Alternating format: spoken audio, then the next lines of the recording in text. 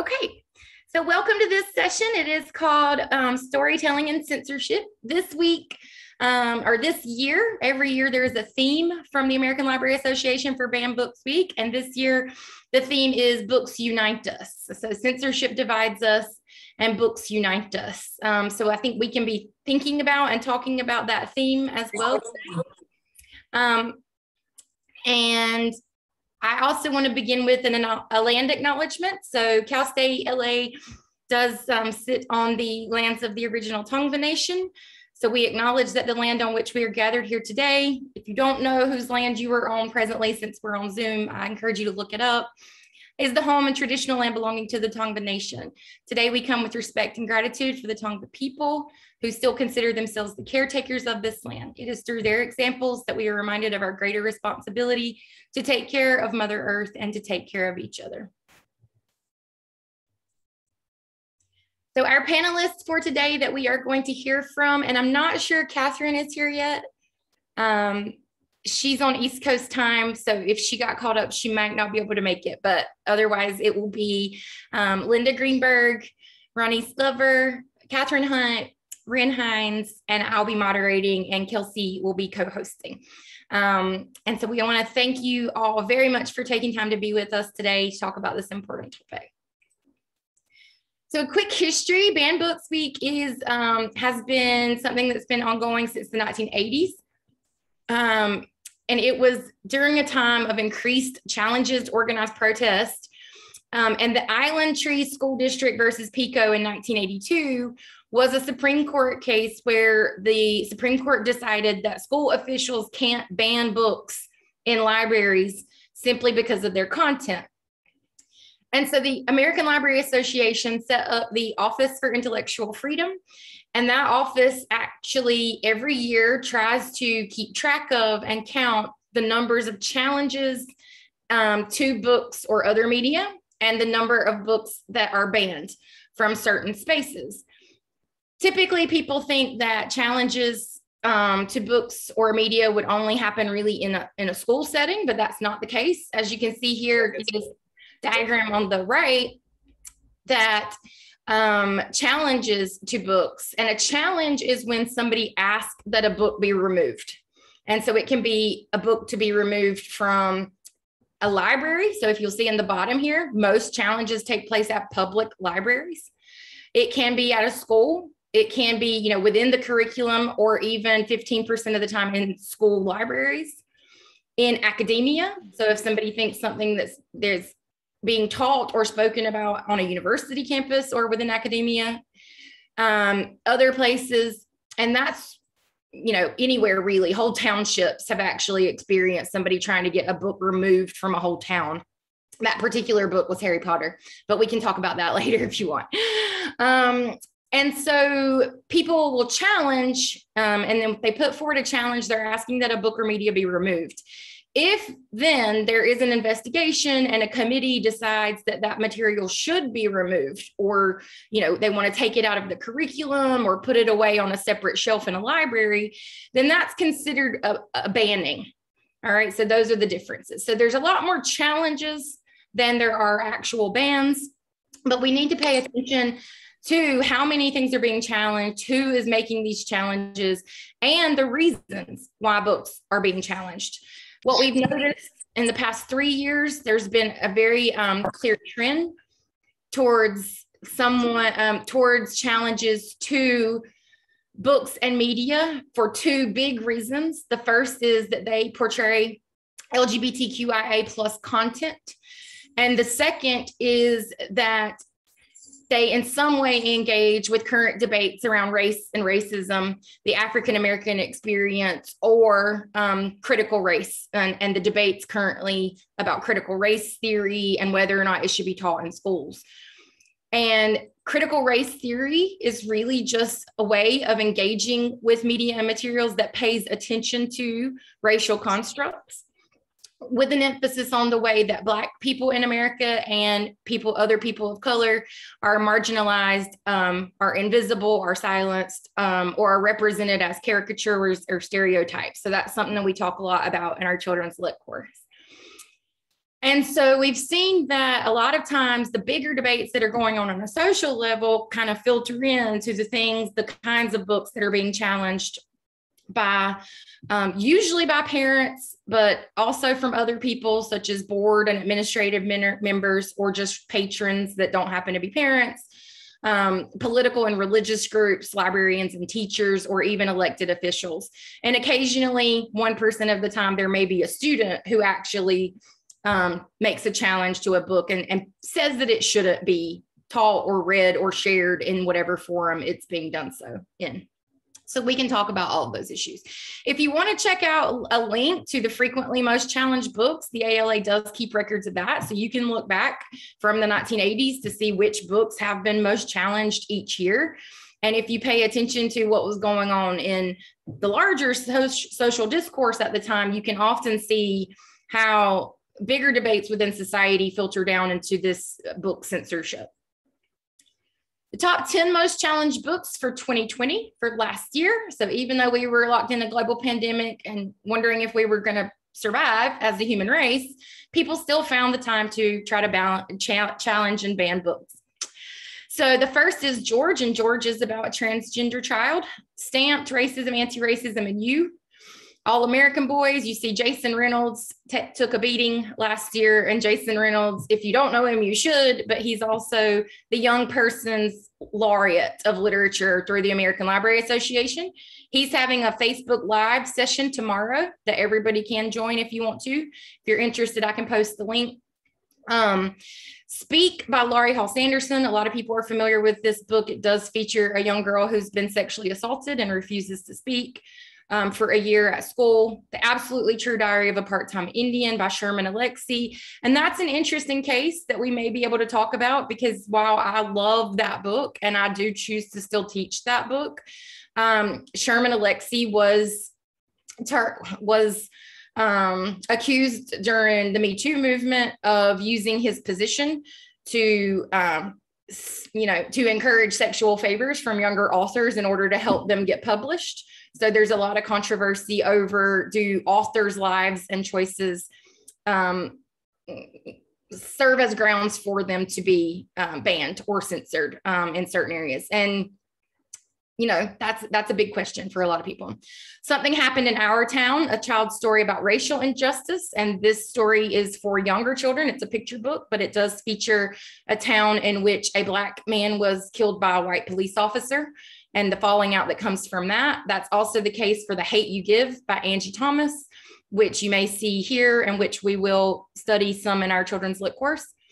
And then To Kill a Mockingbird, Of Mice and Men, and The Bluest Eye by Toni Morrison. And all of those feature themes of racial tension and racial politics. And they also, The Bluest Eye does feature sexual abuse against a child. So those are some of the reasons why they've been banned and challenged. And so you see all of these books deal with really important social issues.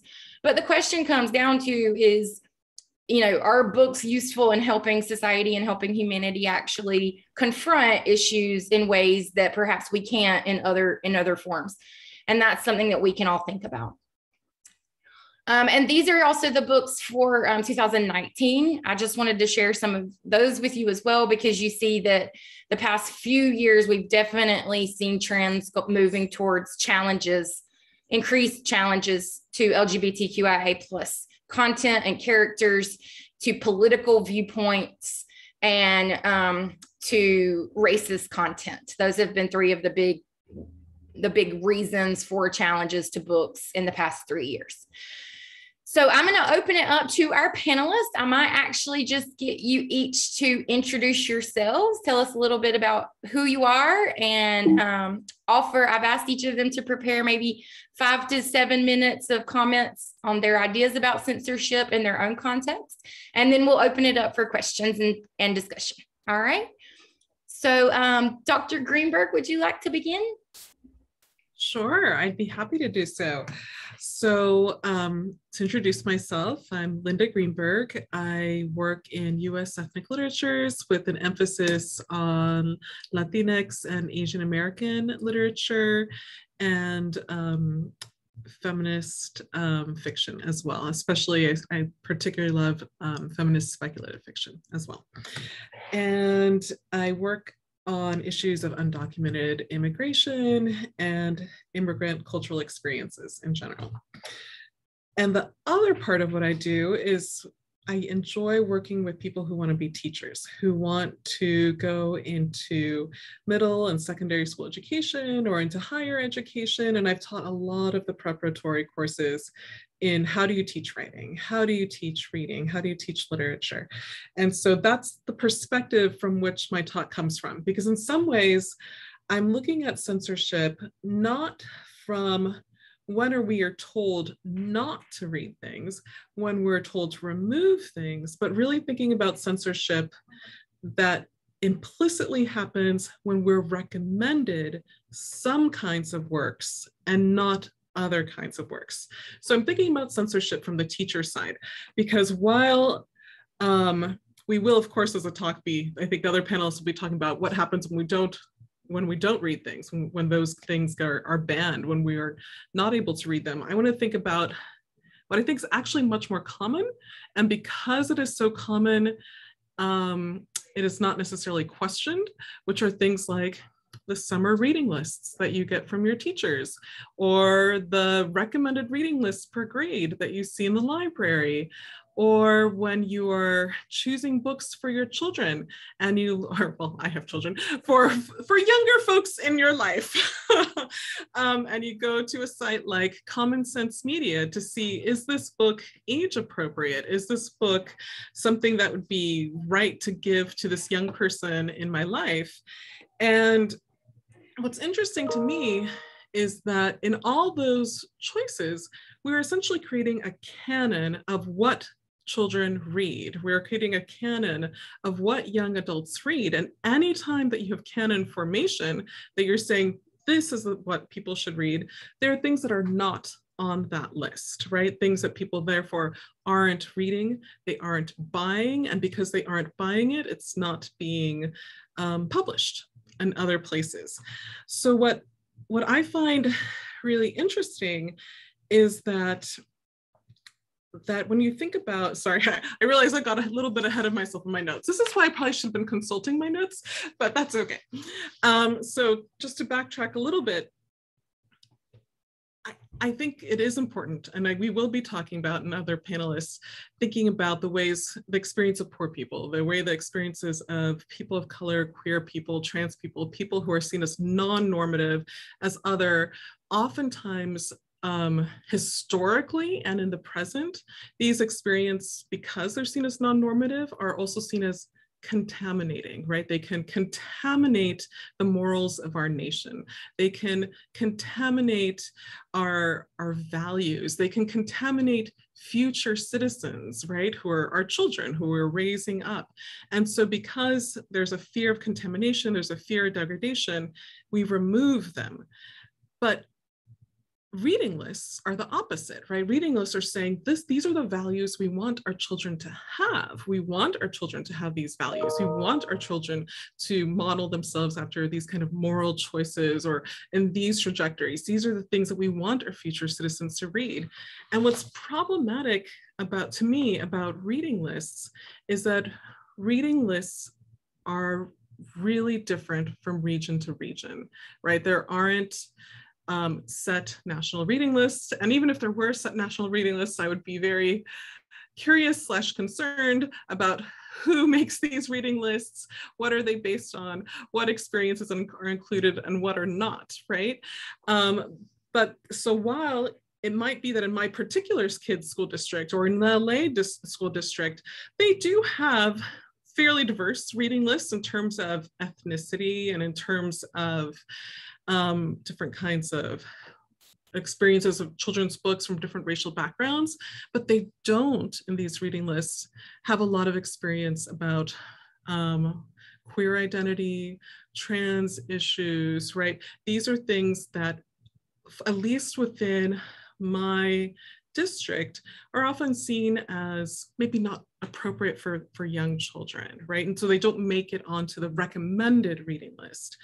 Or I've also seen that they don't have a lot of recommendations for books and stories and picture books about undocumented immigration, right? And other issues that actually are affecting a lot of people in our kind of local regional area, right? So that these are books that aren't making it on because they're painful, right? And because, well, I won't speak to why they don't make it on, but I can imagine that it's also because they might think that it might be difficult to have conversations about these issues with children. And that's in our kind of local LA area, right? Where we have a very diverse student population, but also more generally liberal leaning politics in our community. I have not looked at reading lists from other regional areas, this outside of LA, but because reading lists are usually made by school districts or even by individual schools and local libraries, I can imagine that reading lists are very reflective, not necessarily of what a diverse group of students need, but they are reflective of the particular politics and ideologies of local regions, right? And so by promoting certain books, you are also promoting those ideologies, you're promoting those local values, and you're leaving other ones off. So I want to think about the fact that recommended readings from libraries and from summer school, from teachers and so forth, parents love these, right? Or at least as a parent, I love these because I'm like, oh, good, like more books, and can talk about my kids, and I can tell my kid we really have to read these, that they're important. But they also scare me, right? Because they make me wonder, what am I not seeing? Because I am not looking at books that are off this list. What doesn't make it onto this list? And that's particularly problematic because reading lists are generally based on what makes it in the publishing world. And publishing houses are not diverse. Major publishing houses tend to be very white and they tend to be very male. And while certainly their diverse perspectives are making inroads into major publishing houses, it is still not where we would want it to be. And the major publishing houses are the ones with the big budgets that can really get their books onto reading lists, that can get their books reviewed, that can get their books into places where they might have that kind of snowball effect. Because the publishing house is big, it then markets its book, the book makes it onto reading lists because the reading list means that parents are buying those books and libraries are buying those books. Then more books of that type get picked up by the publishing house so that they publish more of the same kind of book again, right? So the circle reiterates. And it's not to say that it doesn't change. Like I look at the reading lists now compared to those from when I was a kid, and they're a lot more diverse now. When I was a kid, there was basically no diversity in those reading lists at all. But we still have a ways to go. And the other thing I wanted to talk about is just as a parent, thinking about the power of common sense media. And I don't know how much you guys have looked at Common Sense Media, but it is an enormous and very in-depth I feel silly calling it a website. It's like a, I don't know, web conglomerate of some kind. It has basically reviews and ratings from parents and from children and from professional reviewers for all kinds of books and all kinds of media and all kinds of film. They also put books into lists. You're like, if your child likes this, try this, or here's some books about these kinds of experiences. And these books, or rather Common Sense Media as a site, is incredibly useful, and it is comparatively diverse. Like I looked at their leadership for Common Sense Media, and while it is not, it could go further, compared to the publishing industry as a whole, Common Sense Media is fairly diverse in terms of its leadership. And the recommendations, as someone who works in US ethnic literature, I generally find the recommendations to be kind of in line. They seem to have works on ethnicity, and I haven't actually looked, and I should have for this, but to see what kind of materials they have on youth trans experiences. I did not look at that. So that's for you guys to look at down the road and go check that out. Am I out of time or no? I've got a little bit, but what I wanted to say is that Common Sense Media has so much power. Like, all the teachers in my kids' school district have been trained in their in their Common Sense Media strategies for choosing books for children, right? So it's not just book lists. They do training programs, right? They get into the school districts. Parents are told to look through Common Sense Media before choosing media and books for their children. So while I think, even for something like Common Sense Media that I use a lot of the time when I'm looking at media for my children, it's still something that we have to be aware of, that anytime you have recommendations, you have its inverse, which is what is not on the list, what is not recommended, what is not seen, and what is inherently a form of implied censorship, though not overt censorship. And that's my spiel. Awesome. Thank you, Dr. Greenberg. That gives us a whole, flipped it way of looking at it, which is really great. Yeah, and I, just for everybody to know, in the chat, I did put the links to my slides, which have further links. And then I've also put the link to Common Sense Media for you to check out. If you're in my children's lit class, we're probably going to do a homework activity with that. So you might want to start exploring it. Thank you, Dr. Greenberg. So we will next move on. Let's see. Ranice, you're up next in my Who's in the Box. Hello, everyone. I am Ranice Glover. It is so good to see so many familiar faces, and I'm happy to be here with you. So I am going to talk a little bit. I'm glad Dr. Minslow brought up The Hate U Give, because that's kind of like my wheelhouse. So I'm going to talk a little bit about that. I guess I'll start with the introduction first. I am a recent graduate of Cal State LA. I did my master's in English, and I am now a PhD student at UCI in the Department of Culture and Theory with an emphasis in Black Studies. So I'm very excited about it. And my work deals with the long-lasting consequences we see of chattel slavery literacy laws and the ways in which they appear in our modern day composition classrooms and the standards by which we have to write in this academic language in the classrooms that we sit in today. So a lot of my censorship is going to come from that lens. And I use The Hate U Give to kind of think about that. So Hate U Give, I don't know how many of us have seen it, but it deals with a lot of Black Lives Matter movement. It deals with police violence, and it deals with the ways in which this young Black girl has to position herself in this predominantly white university. Sarah, is there any way I can share my screen for just a second? Okay. So there's one particular moment in the book that I want to draw our attention to, if we can just for 1 second. Okay, you should be able to now. Let me know. That's not what I wanted. Hold on. That's what I wanted. Okay, so in the book, there's a moment when Star is given a monologue. And so she says this in the opening of the movie and the book. She says, "Mama sent us to another school where everyone is college bound. Garden Heights, which is the city that she lives in, is one world. And Williamson, this is the school that she attends, is another. So she says, I have to keep it separate. So when I'm here, I'm Star version 2. And that means flipping a switch in my brain. Williamson Star does not use slang. Even if a rapper would say it, she doesn't say it, even if her white friends do. Slang makes them cool. Slang makes me hood. Williamson Star is approachable, no stank eye or yelling, because Williamson Star is non-confrontational. Basically, Williamson Star doesn't give anyone a reason to call her ghetto, and I hate myself for doing it.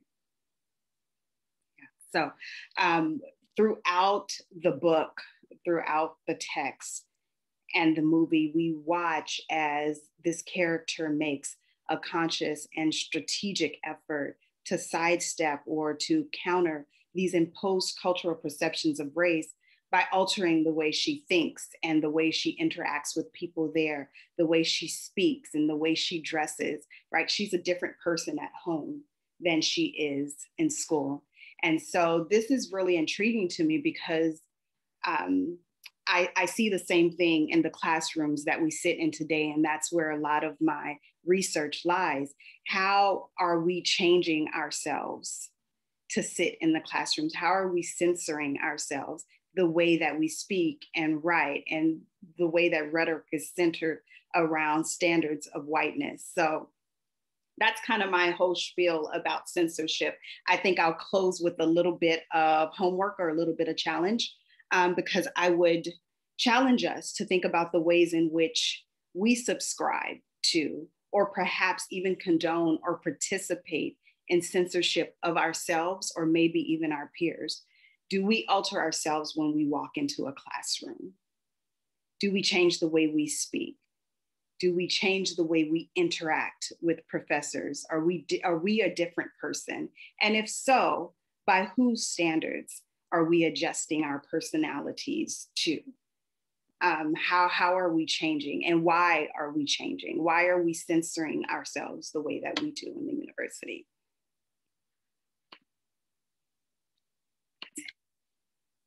I'll stop sharing. Awesome. Thank you, Ranice. And I'm so excited about your PhD project too. I want to see how that develops. That'll be wonderful. Okay. And then Rin, you're up next on my screen. Hi, everybody. So good to see so many familiar faces here. Thanks, everybody, for coming out.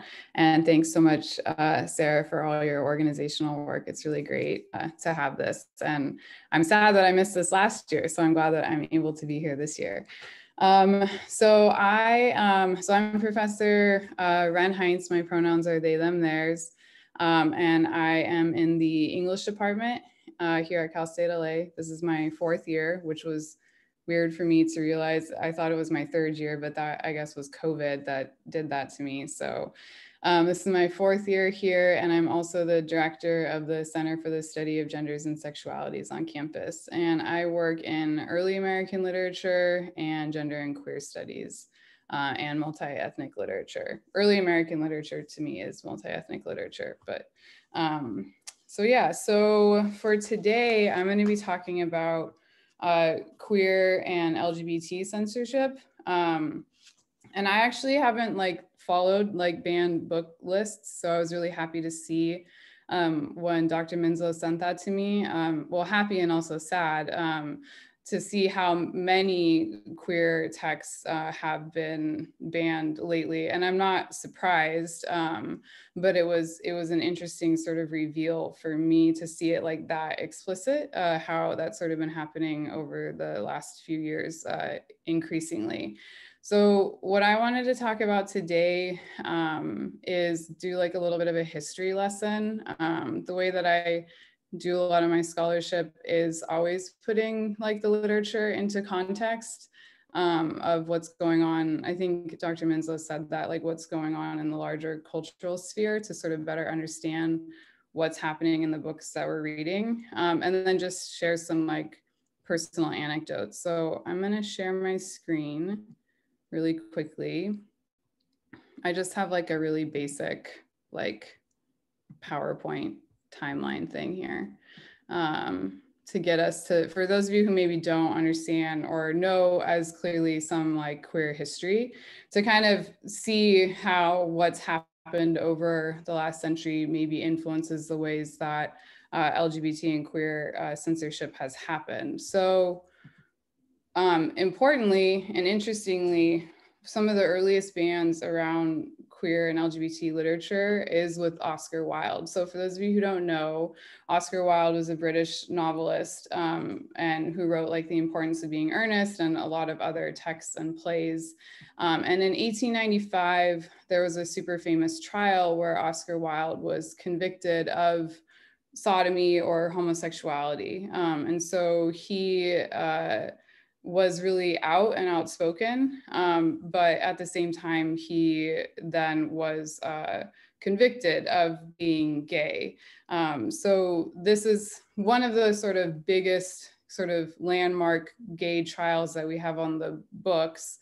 And it's not surprising that he's also like an author, right? So a lot of cultural figures were the ones who were sort of targeted for discrimination. So for our Banned Book Week, I think it's interesting to think that the start of a lot of queer censorship starts with Oscar Wilde, who's a super famous author. Jumping ahead to the sort of next big wave of censorship is, and I don't know if a lot of you know this time period, but from the 1940s to the 1950s, President McCarthy had a lot of censorship of people in general because of what was the Red Scare, which was like being scared of communists, right? So this is during the Cold War. And so while people were sort of arresting people for being communist or supporting the Communist Party, at the same time, there was this movement called the Lavender Scare, which was that the government was sort of aligning homosexual, queer, gay people with being communists. So because a lot of LGBT folks were progressive, were really liberal, were on the vanguard of like the forefront of literary and cultural movements and art movements, it became assumed that they were part of the Communist Party. So this became sort of like an excuse or a way to arrest a lot of LGBT folks during this time period. And a lot of the people who were targeted were, again, like artists, cultural figures, and writers. So that was like another big time period where LGBT censorship happened. And then, moving forward to the 1980s, we have the AIDS crisis, right? So because of the fear of queer people and contracting AIDS and a lot of the stigma around having AIDS, this also began like another era of censorship, right? And of discrimination. And then after this, another big sort of period of censorship that maybe we're more familiar with was the 1990s to the 2000s. So after the AIDS epidemic sort of becomes a little bit more manageable in the United States, there then was like sort of a big crackdown on the sort of rise of the rights movement that the AIDS crisis pushed for with LGBT people protesting. And so in the 90s to the 2000s, we get laws like Don't Ask, Don't Tell, which are asking people to censor themselves for being gay. Like, you could be gay, but like, don't tell us, right? And we're not going to ask you about it, but just don't tell us. So that's like a verbal form of censorship. And this was specifically about the military, but and a lot of people have argued that also sort of extends to the workplace, because you could be fired for being gay during this time period. There are still some states where you can be fired for being gay. So there's sort of like a verbal personal censorship that happens, right? Where you are censoring yourself and not sort of being true to yourself, similar to like what Ronise was saying, like, where do you code switch? When are you your person? When are you not being who you are? Like, when are you being out, for lack of another word? And then finally, now after the after there's no more legal discrimination against gay sex, so there's no more anti-sodomy laws in the United States. You're allowed to legally have gay sex. And then once gay marriage passes, the sort of move towards censorship and larger discrimination now has been around a lot of trans censorship, right? And trans discrimination. So from the 2000s to now, we have things like the bathroom bills, where people can be arrested for going into the quote unquote wrong bathroom. Or we're seeing right now this sort of like wave of sports discrimination, right? Like what sports team can trans kids play on or not play on? And so right now we're sort of in the midst of what I would say is a really big anti-trans period. And interestingly, a lot of these books that are on the list are a little bit more trans focused than they are sexuality focused, right? So that's sort of my big like history lesson there. But if we see that, we can kind of see how through the ages, there have been all these different points of ways that queer people have been discriminated against. And then that billows out into literature, into culture, into what people can or can't say about themselves and how they can or can't be out, right? And so I think it is sad and unfortunate that this then gets reflected in the classroom and what people can or can't read, because having, role models or having sort of like examples of gay life as a kid is really important for you to be able to see, like, does that match with me? Is that like, do I feel like this person? Does that sound familiar? Do I have the same feelings as this character? Do I align with them, right? I personally never read like a book growing up that had a gay character in it. I honestly can't think of anything. And I don't think that I was exposed to any of that until like end of college, really. So I wrote my senior college thesis on an author named Juna Barnes, who was a sort of a modernist figure writing during the same time period as Gertrude Stein. And she's lesbian, and she wrote really pretty explicit for the time books that had like lesbian relationships in them. And it was then when I was like, oh, like personally, like, oh, maybe this is like happening, and so just like I didn't come out until I was going into my master's program. But like for a while, probably, like, had I been exposed to that earlier, had I had role models earlier, had I had like the opportunity to try different things on, I probably would have come out and saved myself a lot of like grief and bad relationships if I had had that opportunity earlier. And so I think that some of the reasons why censorship happens is because people are scared that if people are exposed to these different texts that their kid will quote unquote turn gay or whatever, right? But that shouldn't like be a bad thing, right? Like we should be able to read something and then realize like, oh yeah, I am gay, or like decide to be gay. Like you maybe you choose to do that, or maybe you choose to be trans, right? Like make your own decision for yourself, or realize that you've been that all along, depending upon who you are. So I think that the censorship in this realm really limits people's ability to understand where they fit in the world. And I think that we should all have the opportunity to see different types of people or have different types of characters in books and see if that resonates with us. Like we do with anything else. You read a book, oh, there's a cool sports figure. Maybe I want to be like a sports person.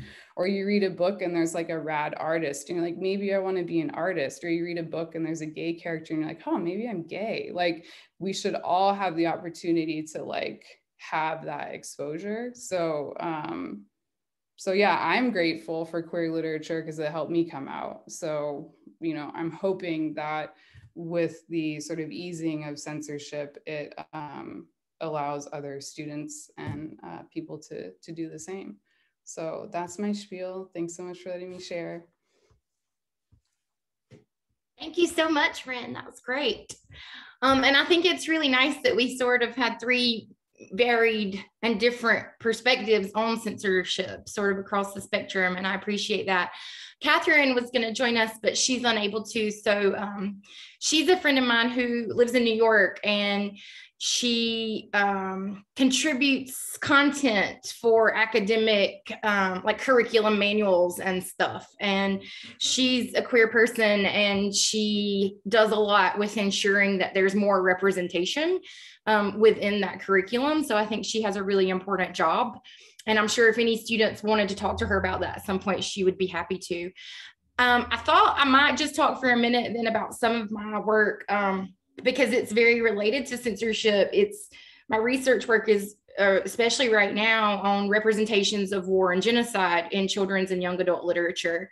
And I find it interesting that a lot of the books that are on the most challenged book list are for things that are much more related to sex or just stuff that seems not quite as important as structural violence.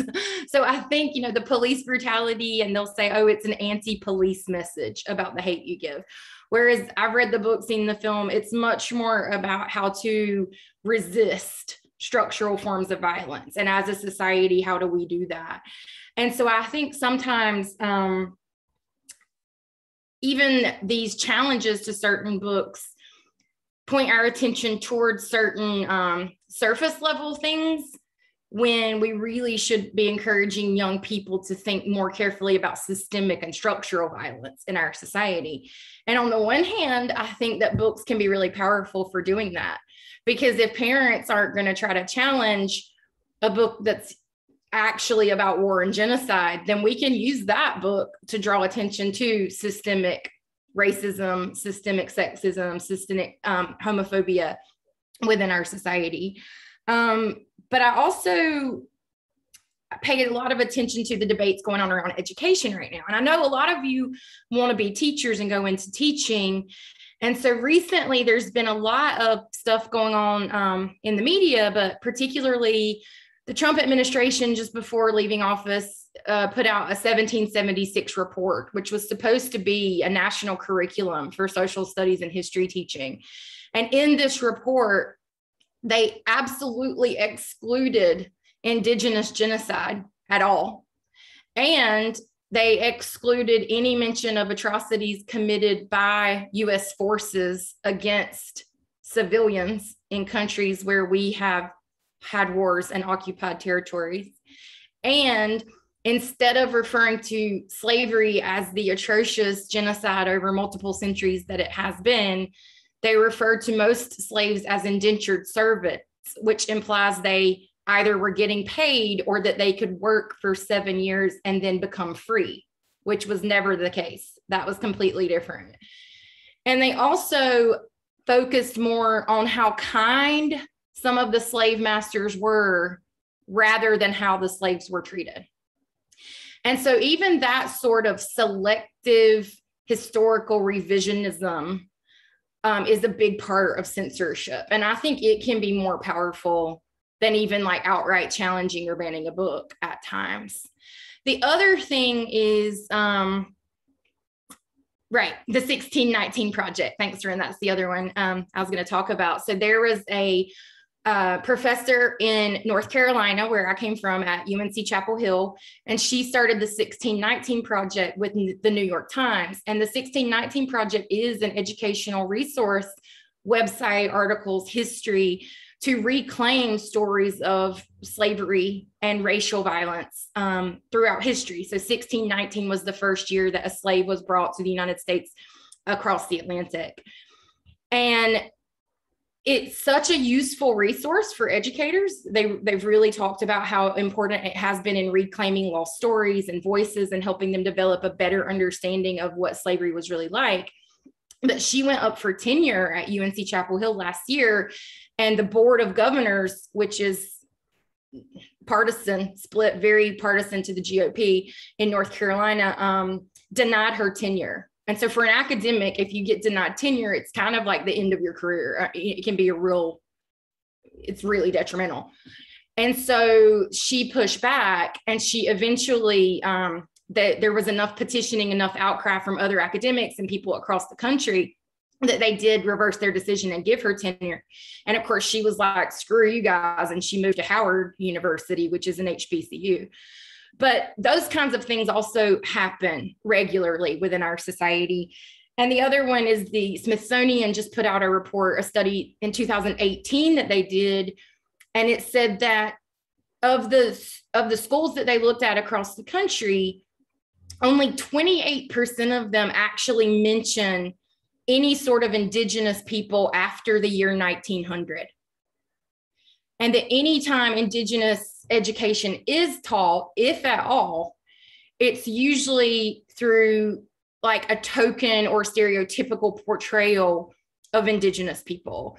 And it's, if you ask contemporary students, you know, what do you know about indigenous genocide, indigenous culture? It's always sort of fossilized. It was a thing of back then when they lived, not like they exist now. And they have rich cultures and histories and languages and customs of their own. And so the Smithsonian has started a project called NK360, and you can look at their website through the Native American Museum in DC, and there's lots of educator resources. And we're actually seeing a proliferation of new YA literature, especially written by indigenous authors. That's really good. I'm reading The Firekeeper's Daughter right now, and it's really good and very authentic in its representation. So I think that it's important, if you are going to become an educator, to kind of think about these other ways that selective curriculums censor certain things and how that might be a disservice to our students. I know in Glendale, a friend of mine is a teacher there, and they're working on a very clearly anti-racist education. And it is more than just multicultural learning, you know, learning about diversity and different cultures. It's actively anti-racist. How do we call out discrimination when we see it? How do we teach our students to do that? And how do we use literature to do that? So I think that's important too. Okay, so we're going to open it up for questions now. If anybody has questions, you know, we've got 15, 20 minutes. We got about 20 minutes. So if you have a question, feel free to raise your hand and we'll call on you. If you want to type it in the chat, you can do that, and we can answer those too. Who wants to get us started?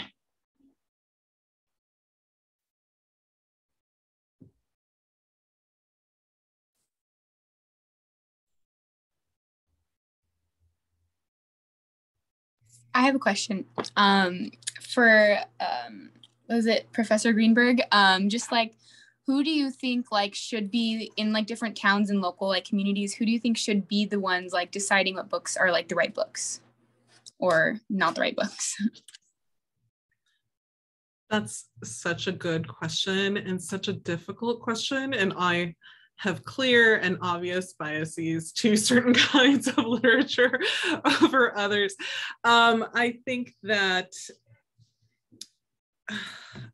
I think that it is helpful when the literature that children read both speaks to their experiences and the experiences of the population, right, from their region, but also invites them to look at experiences different from theirs, right?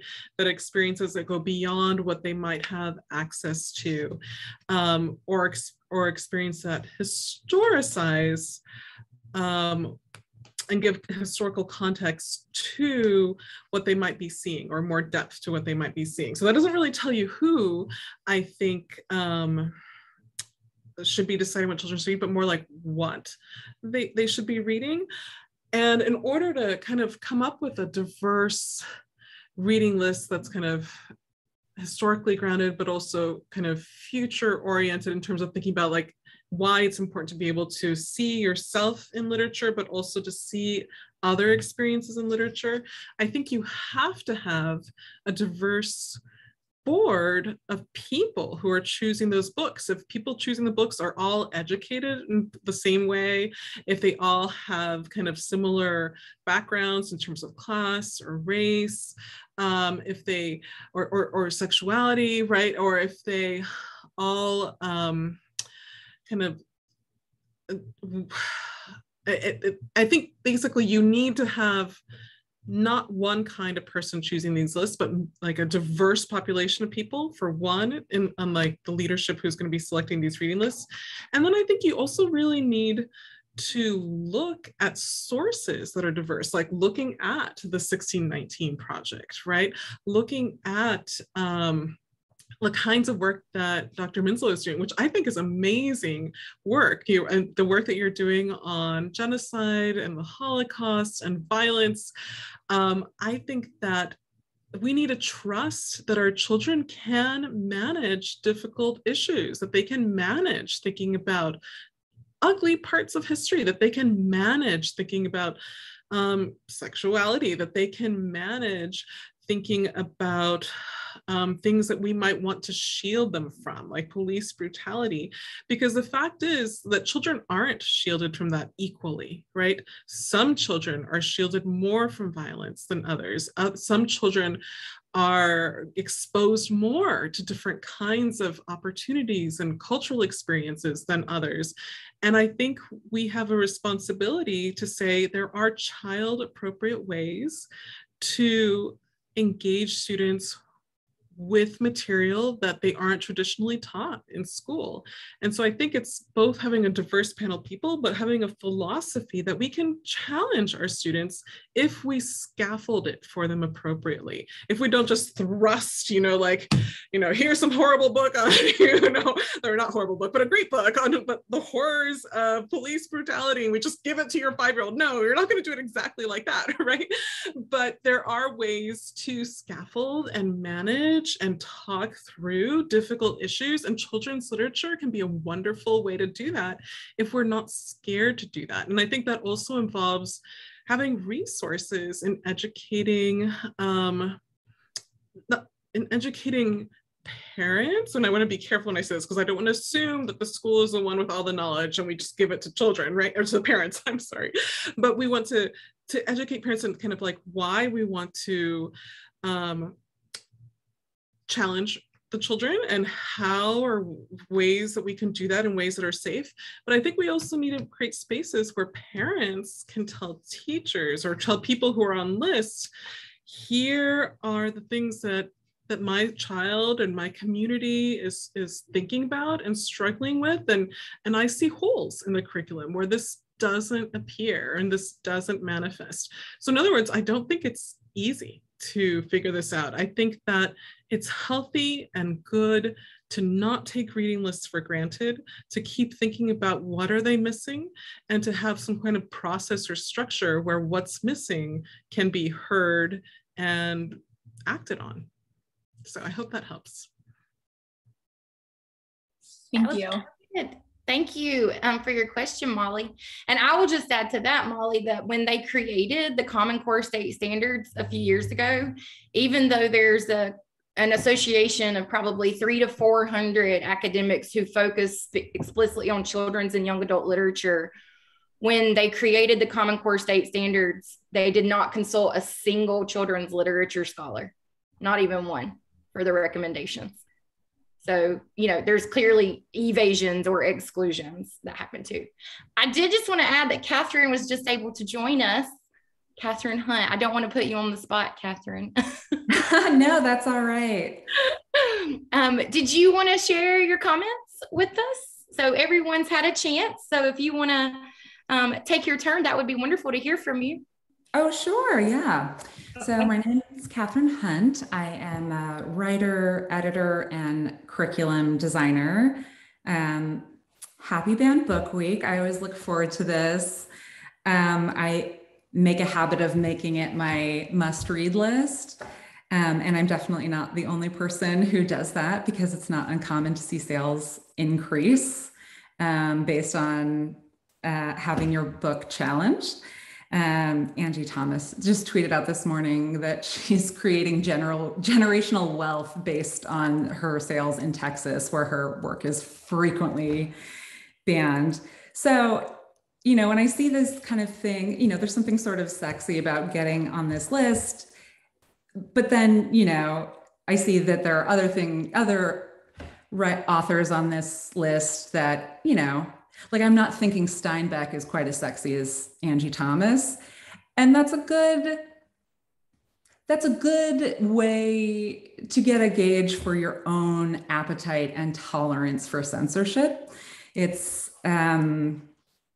it's easy to really want to push back and fight for greater access to information and push back against censorship when things that are important to you are being censored and you want that information out there. But then when you see that there are books on this list by people who have admitted to sexual misconduct and books that are full of racial slurs, and then it can be tempting. I mean, I know for me, when I'm consulting with educators about what they want to include and what they can include, what they're legally allowed to include, there is, the appetite for tolerating censorship is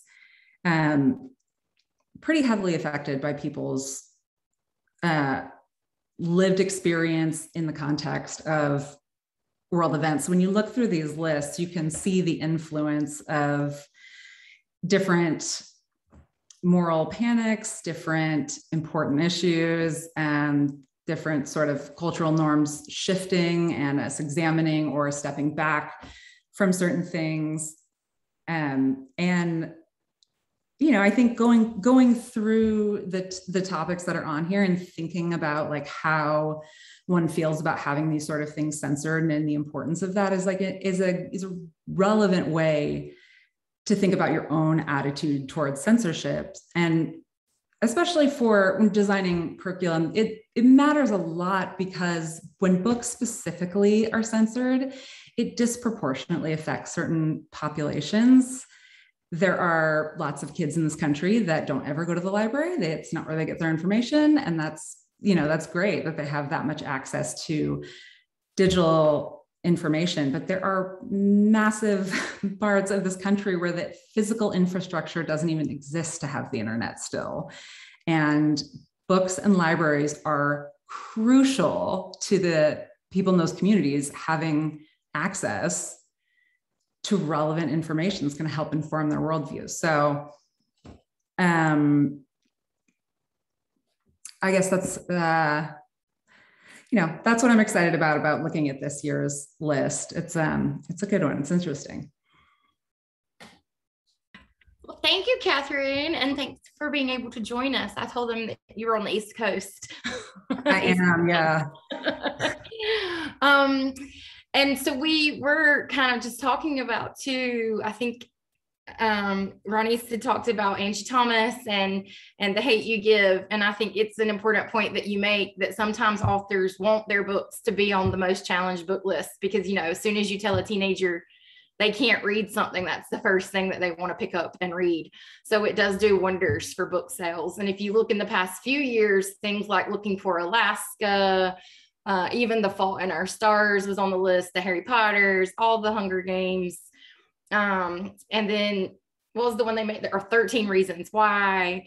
So sometimes the controversy around certain books is what leads them to get picked up by Netflix or Hulu or whomever, which I think is kind of cool because people there recognize that these are the issues that young people are struggling with, and that they could use this direction. And I love Sex Education on Netflix. I don't know if any of y'all watch it, but this season they are dealing with trans issues. They have a trans student who comes to the school and they're trying to implement school uniforms, and there's this whole thing going on about it. And I think it's really good for them to do it in a way that young people can connect with. So yeah, thank you, Catherine. Catherine Weiss, did you have a question or comment? I did, but I didn't want to take time away from students who might. So that's why I put down my hand. But I'll ask it since you called on me. Okay. It's interesting. I work with a lot of plays, right? Like published plays. And I was thinking about as I was hearing all these, the different panelists talk, that particularly in like the 30s, 40s, 50s, it seems to me like there were quite a few American playwrights who self-censored themselves in order to find ways to talk about issues that were important to them, and particularly LGBT or LGB issues. So Tennessee Williams, Lillian Hellman, like they would create a character who was gay and then something bad would happen to that character because they weren't permitted on Broadway to have that character live a good life, right? Like it had to be something bad had to happen, but it allowed them to progress the play enough and the issue far enough, right?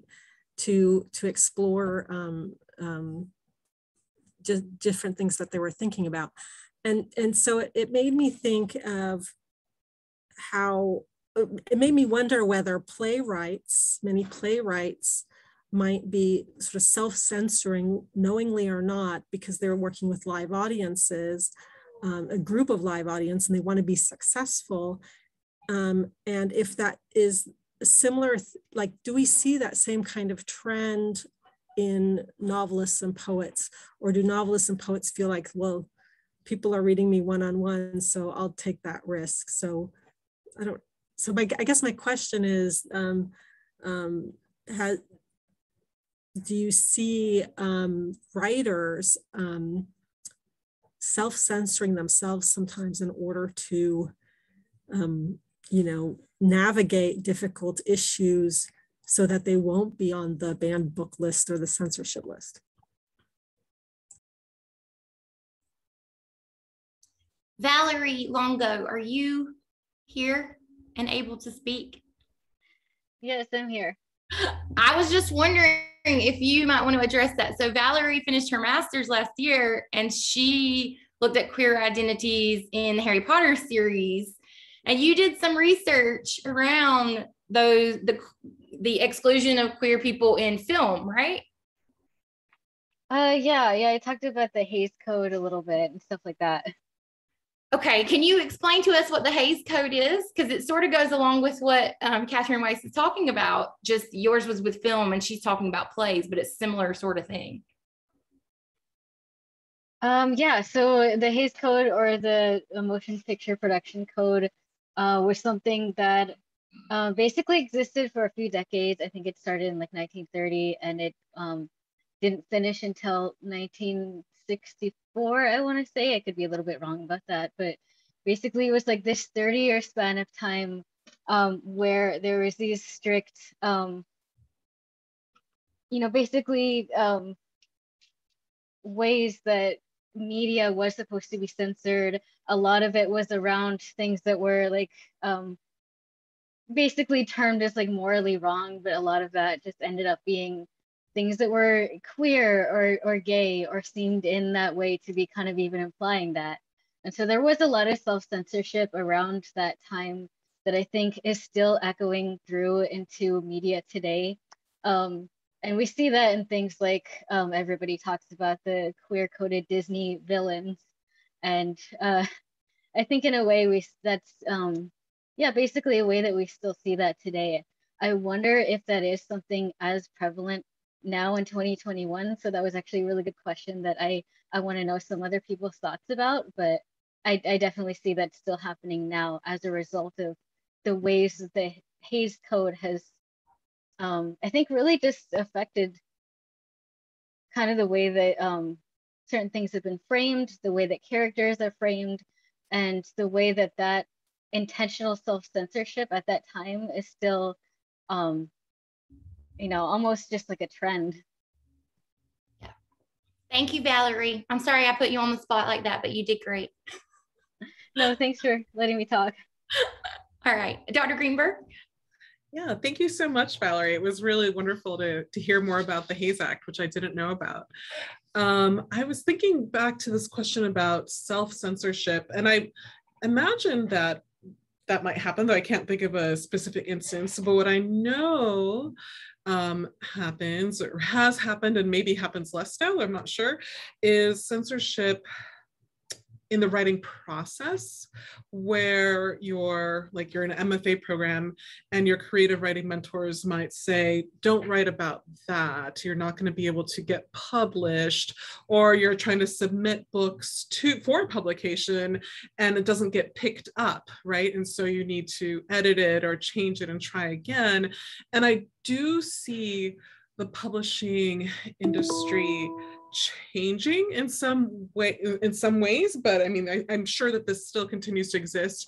And the specific kind of change I'm thinking of in terms of censorship is if you look at romance novels from 10 years ago, these are all like men and women on the cover, right? And it's very heterosexual, but romance novels coming out today, even from major romance publishers, not just from super minor or self-published presses, now sometimes feature same-sex relationships. It's still usually monogamous when it comes to mainstream publishers, and it's usually not too raunchy.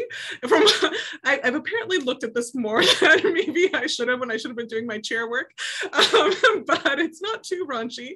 But if you wanted to see things that were like more polyamorous or had different kinds of relationships that weren't still leading towards marriage and things like that, then you still are looking only at self-published works. And I think self-publishing is an interesting way to get around some of these problems of censorship. But again, those stories aren't getting picked up. They're not getting marketed. They rarely find big audiences. Sometimes you get a self-published text that becomes popular and actually gets published through a mainstream press. But for the most part, they disappear into like the free on Kindle, like mass of the internet.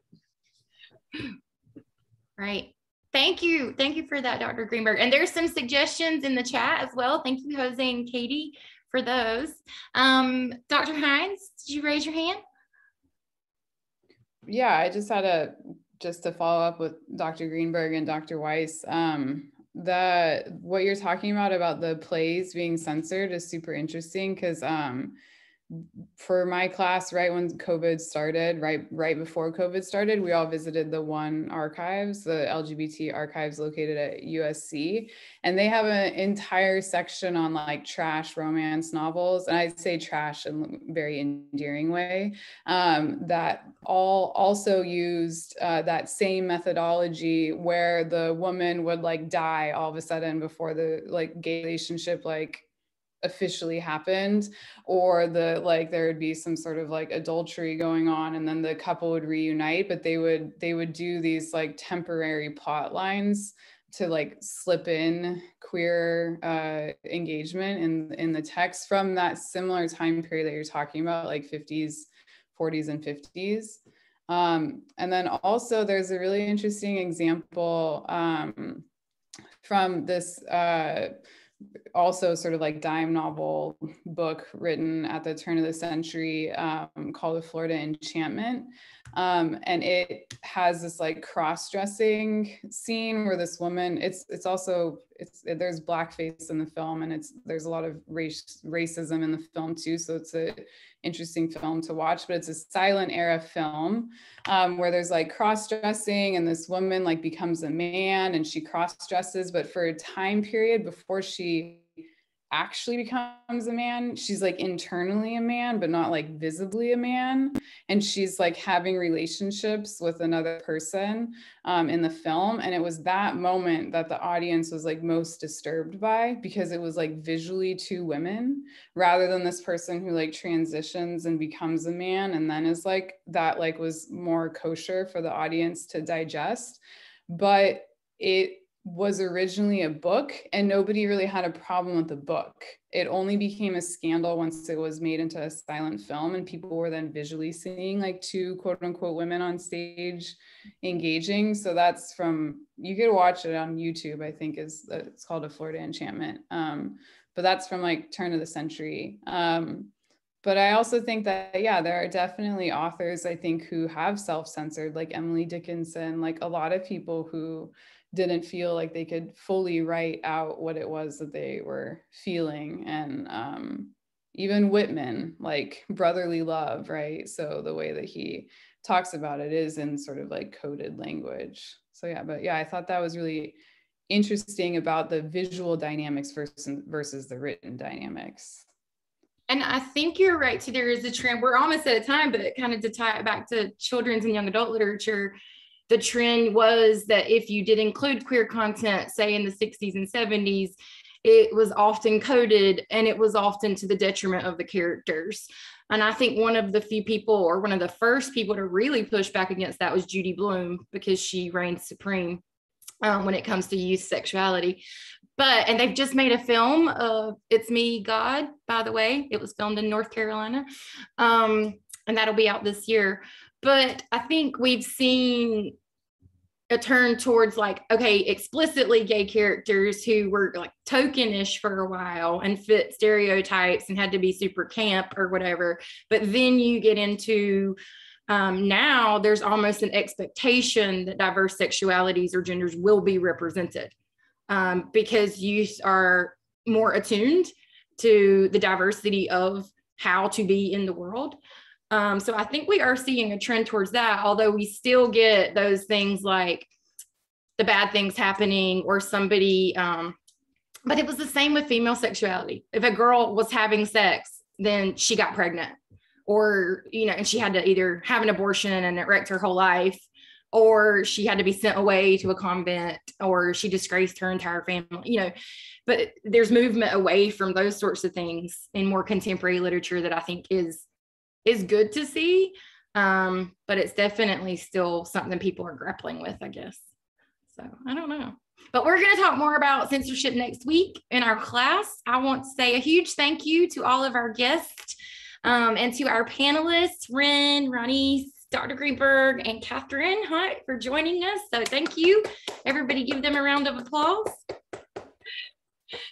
And if any of you have further questions, I hate we didn't get to kind of have open discussion more, but write them down and bring them to our Zoom session on Wednesday, and we can address those questions more there, okay? To everyone else, I appreciate you for coming and your attention.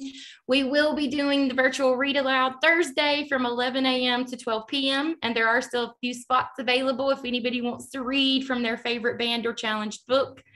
Otherwise, thank you so much, and we'll see you later. Happy Banned Book Week.